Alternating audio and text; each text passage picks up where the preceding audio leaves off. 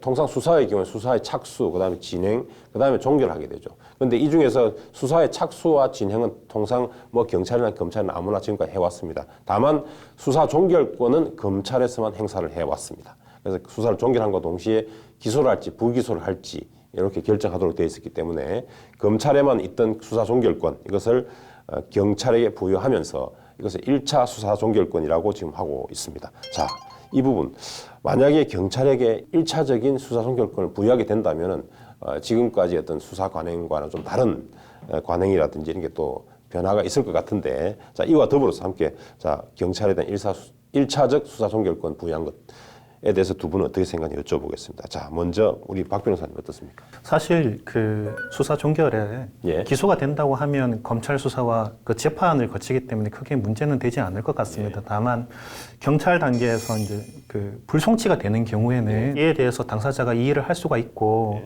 그 이의를 한다면 수사 기록과 사건이 검찰로 송치돼서 검찰이 이에 대해서 다시 재수사를 요구할 수 있는 그런 제도적 장치가 있기 때문에 네, 그렇게 돼 있죠. 예, 그래서 어느 정도 보완책이 될 수 있다고 생각합니다. 그래서 뭐 1차적 수사 종결권을 검찰에 주더라도 큰 문제는 지금 없어 보인다는 말씀이시죠. 네네. 그래서 기소가 될 때는 어차피 검찰과 법원을 통해서 쭉 그 사건에 대한 검토가 이루어질 것이고, 만약에 검찰에서 종결한다 하더라도 그냥 불기소 형태로 종결 방향으로 한다 하더라도 그 재수사 요구를 갖다가 검찰이 할 수 있도록 되어 있기 때문에 그렇다는 말씀. 당사자가 이의를 할 수도 있고, 당사자도 할수 있고. 불송치 자체가 위법이나 부당한 면이 있다고 한다면 재수사 자체를 할 수 있기 때문에 이러한 부분이 크게 문제는 되지 않을 것 같습니다. 좋습니다. 문제가 크게 되지 않을 것 같다는 말씀이시죠. 자, 신 변호사님 어떻습니까? 네, 경찰의 그 1차적 수사 종결권이라는 것이 이렇게 그냥 지금과 현행과 다르지 않다는 시각이 아니라 저는 이게 굉장히 큰 문제가 있다라고 생각을 하는데 예. 왜냐하면 경찰이 지금도 수사는 잘 하고 있습니다. 수사라는 거는 범죄 혐의를 밝히기 위해서 증거를 수집하는 절차이기 때문에 이런 거는 잘 하는데 과연 이게 수사를 덮는다, 불송치한다, 불송치 결정문을 작성하는 데 있어서는요, 이게 고도의 법률적인 판단이 필요한 부분이거든요.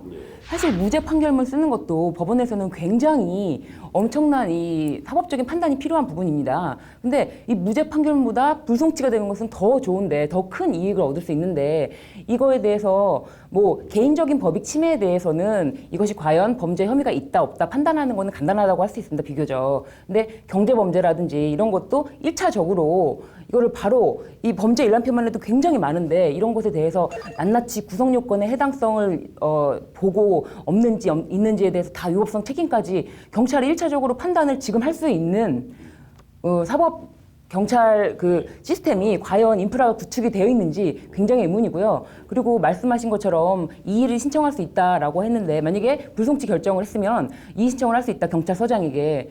근데 당사자가 없는 범죄도 있지 않습니까? 그래서 네. 피해자가 없는 뇌물 범죄라든지 범죄 단체 범죄라든지 조직 범죄라든지 마약 범죄 이런 경우는 이의 신청을 할 수가 없습니다. 네. 근데 검찰이 옛날에 이렇게 생기록 왔다 갔다 하던 시절과 달리 불송치 결정문 붙어갖고 오는 기록 사본을 보고 다 열어서 재수사 요구를 하기 위해서 일일이 똑같은 강도로 연달아고는 보기가 어렵기 때문에 이 1차적 수사 종결권은 생각보다 굉장히 파장이 크다라고 생각합니다. 예, 경찰에 1차적 수사 종결권을 주게 되면은 그동안과 달리 이제 어쨌든 그 수사 종결에 대한 이니셔티브가 경찰에 넘어가기 때문에 검사가 그 이후에 예를 들면 뭐 재수사를 위해서 검토를 한다 하더라도 그것은 이미 힘이 빠진 상태에서 보게 된다라는 거죠.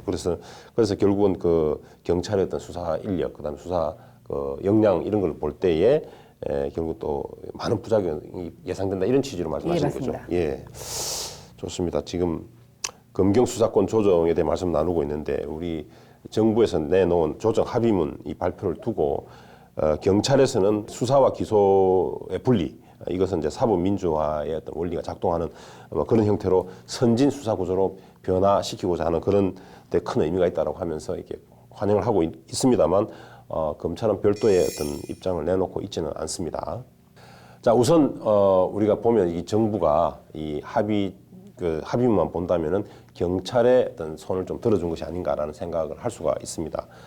그런데 경찰은 경찰은 또 이런 얘기를 하고 있습니다. 그 합의문 사항에 보면은 1차적 수사 종결권 주면서도 또 실제로 비리 사건이나 부패 범죄, 그다음에 경제 금융 범죄라든지 또는 공직자 범죄, 선거 범죄 등 특수 사건에 대해서는 실제로 여전히 검찰이 일단 수사권을 다 가지고 있는 것처럼 이렇게 지금 되어 있습니다. 그리고 또한 영장 청구권은 또 여전히 검찰에 그대로 두고 있거든요. 그러다 보니까 결국은 이거 뭐 사소한 이런 범죄에 대해서는 종결권이 왔고, 그리고 또 실제로 영장이라든지 또는 중요 범죄에 대해서 다 검찰이 그대로 들고 있는 것이 아니냐 해서 실리는 검찰에 다 취했고, 뭐 합의문 상에서만 우리 경찰이 이렇게 경찰의 손을 들어준 것이 아닌가라는 그런 또 비판이 또 있습니다. 어떻습니까? 뭐 박 변호사님 어떤가요? 예, 일단 합의안이 최종안은 아니라고 생각하고 예. 그리고 영장 청구 자체는 헌법에 규정된 문제이기 때문에 그렇죠. 그런 것만으로 누가 더 실속을 챙겼느냐, 실익을 챙겼냐 이렇게 말하기 좀 어려운 부분이 있는 것 같습니다. 다만 그 국민의 입장에서 누가 더 실리를 챙겼느냐 이런 문제보다는 예. 그 형사법적인 그 실체 진실의 발견을 어떻게 신속하고 효율적으로 하느냐의 문제로 좀 봐야 될 것 같고 예.